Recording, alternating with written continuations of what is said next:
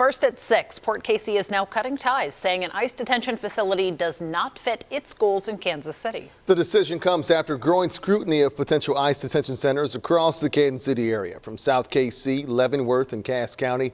It even has other counties taking action before the discussions begin. In about 30 minutes, Wyandotte County will vote on a new ordinance to ban similar facilities.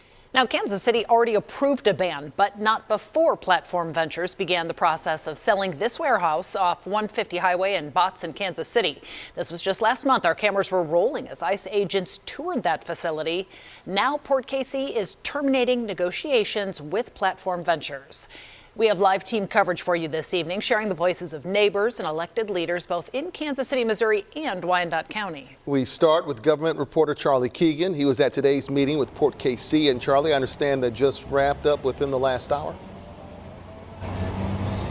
Yeah, it ended a little after 5, Kevin, and really I want to walk you through what happened inside the boardroom behind me. This is not stopping the sale of Platform Ventures selling that warehouse to ICE. It's Port KC sending the message that it doesn't want to work with Platform Ventures anymore moving on. Let me show you the footage of that warehouse that is at the center of this debate. This is actually the former Richards-Gebaur Air Force Base. When I spoke with the Port KC CEO, he told me, don't read into this as Port KC taking a stance on immigration. He said that Port KC agreed to give tax breaks to Platform Ventures on the promise that Platform Ventures would turn this warehouse into a job-creating manufacturing or logistical hub, not turn it into a detention facility.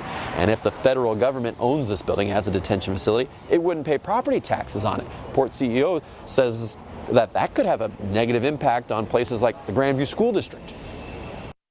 There are still millions of new dollars that go to the schools, the libraries, all of that. So certainly, this building and all of the other buildings, we anticipated significant support to the Grandview schools and to South Kansas City. And if they pursue something that would take that off the tax rolls, we have concerns.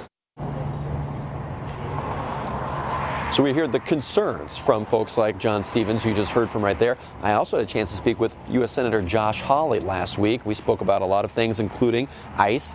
While Senator Hawley didn't weigh in on this particular warehouse debate, he told me he is in full support of ICE's mission across the United States right now.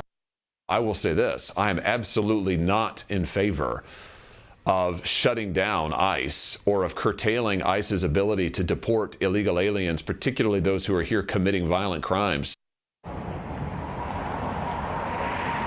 heard from a Department of Homeland Security spokesperson. Of course, that department oversees ICE, and it told me that they don't have any plans to announce new detention centers right now. I did not hear back from Platform Ventures after calling and emailing them today. Live in Kansas City, I'm Charlie Keegan, KSHB 41 News.